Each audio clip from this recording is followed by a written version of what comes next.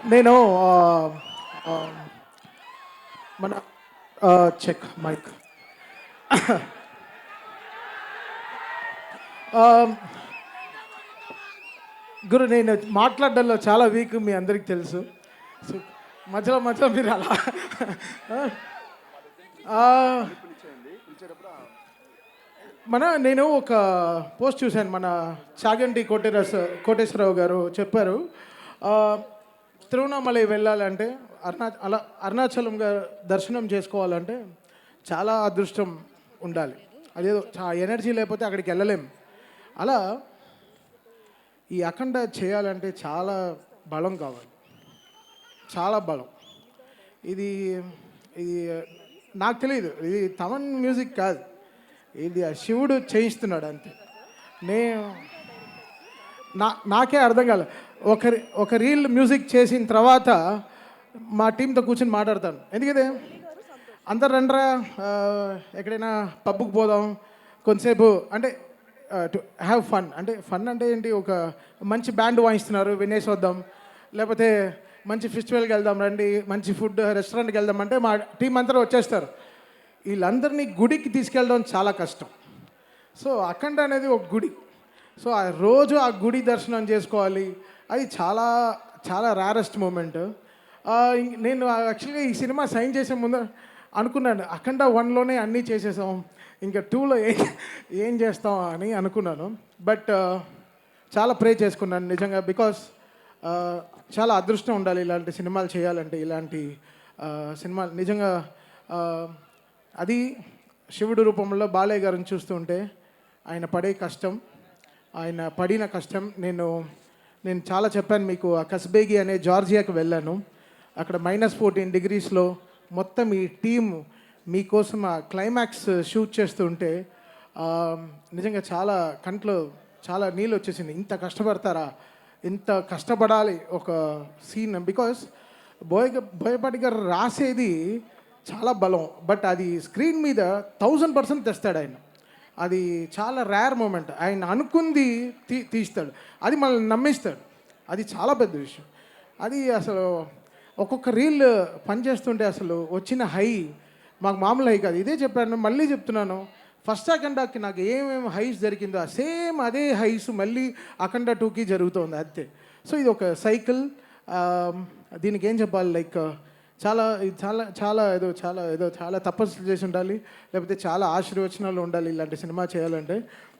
కమర్షియల్గా చాలా పోర్షన్స్ ఉంటాయి, బట్ శివుడు రూపంలో వచ్చినప్పుడు బాలయ్య గారిని మాత్రం చూడాలి. ఆ 70mmలో చూసేటప్పుడు మీరు అందరూ నిజంగా చాలా అంటే కొన్ని సినిమాలకి ఏదో చాలా చెప్తాం, ఈ సినిమాకి మనం చేతులైతే దండం పెడతాం అంతే. సో వీళ్ళు పడిన కష్టానికి చాలా కష్టపడ్డారు నిజంగా. బాలయ్య గారు, బోయపాటి గారు, హోల్ టీమ్ కానీ అసలు అది చూడ్డానికి చాలా క్లాస్గా సూట్ వేసుకొచ్చాడు. బట్ తను చేసిన క్యారెక్టర్ మాత్రం అసలు మామూలు విషయం కాదు. అంత గెటప్ వేసుకుని అది ఆ సీన్ పర్ఫామ్ చేయడం, ఆ డైలాగ్స్ అవన్నీ పర్ఫామ్ చేయడం. జనరల్గా చాలామంది చెప్తారు ఈ సినిమాలో ఆది విలన్ అనుకుంటున్నాం అంటే, ఓకే బావా అదా బావా నీకే చెప్పి, బట్ ఒప్పుకోడు. సినిమా ఫోన్ ఆఫ్ చేసి వెళ్ళిపోతాడు. బట్ ఈ సినిమా ఒప్పుకున్నాడంటే తను ఎంత ఈ క్యారెక్టర్ని నమ్ముంటాడని. సో హ్యాట్స్ ఆఫ్ అది. నీకు చాలా మంచి పేరు వస్తుంది. అది బాలయ్య గారు లాంటి ఫైర్ ముందర నువ్వు ఇలా చేయడం చాలా పెద్ద విషయం. అసలు నా సినిమా మొత్తం కరెక్షన్ వచ్చిన రీల్ సార్ టీమే అసలు మామూలుగా పర్ఫామ్ చేయలేదు. సో ఇది ఇది నేను చెప్తున్నాను కదా, ఇది ఒక అదృష్టం, ఇది ఒక జర్నీ. శివుడికి మ్యూజిక్ చేయడం అనేది అసలు ఇట్స్ సంథింగ్ రియలీ చాలా రుణపడి ఉండాలి లైఫ్లో. అది ఐఎమ్ రియలీ హ్యాపీ ఫర్. అది నాకు దూకుడు చేసినప్పుడు మహేష్ బాబు గారితో సినిమా చేస్తున్నప్పుడు చాలా డ్రీమ్స్ ఉండింది, చాలా డ్రీమ్స్ ఉండింది. అయ్యో అసలు మామూలుగా చేయకూడదు మ్యూజిక్ అని చాలా డ్రీమ్స్ ఉండింది. బట్ ఆ డ్రీమ్కి సపోర్ట్ చేసిన ప్రొడ్యూసర్స్ వచ్చి 14 రీల్స్ వాళ్ళు అసలు మేము అనుకున్న బడ్జెట్ చాలా తక్కువ, బట్ ఎండ్ అయింది ఎక్కడో వెళ్ళి ఎండ్ అయిపోయింది. బట్ అసలు ఈ తమన్ అనే ఒక క్యారెక్టర్ని నమ్మి తమన్ డెఫినెట్గా నువ్వు బాగా చేస్తున్నావు అని చేసిన 2 పాటలు కానీ అసలు మామూలుగా నన్ను ఎంత ఎంకరేజ్ చేశారంటే. సో ఆల్వేస్ లైఫ్లో నేను గోపి గారికి, రామ్ గారికి, అనిల్ గారికి దాని తర్వాత కోటి గారికి, వీళ్ళందరికీ లైఫ్ లాంగ్ రుణపడి ఉంటాను. బికాస్ ఆ రోజున ఆ దూకుడు నాకు ఇచ్చింది చాలా చాలా గ్రేట్ థింగ్స్. అది మళ్ళీ ఈరోజు వాళ్ళతో నేను ఆగుడు తర్వాత మళ్ళీ అఖండ 2 ఈరోజు చేయడం చాలా I really feel home coming వాళ్ళతో కలిసి పనిచేయడం. సో చాలా పెద్ద సపోర్ట్ ఈ సినిమాకి. బికాస్ అఖండ వాళ్ళకి తెలుసు మెయిన్టి what magic me and Boyapati garu created together in sound అనేది థియేటర్లో. ఈసారి కూడా మీకు అది దానికైనా అంటే అఖండ December 2 రిలీజ్ అయింది, ఇది December 5 రిలీజ్ అవుతుంది.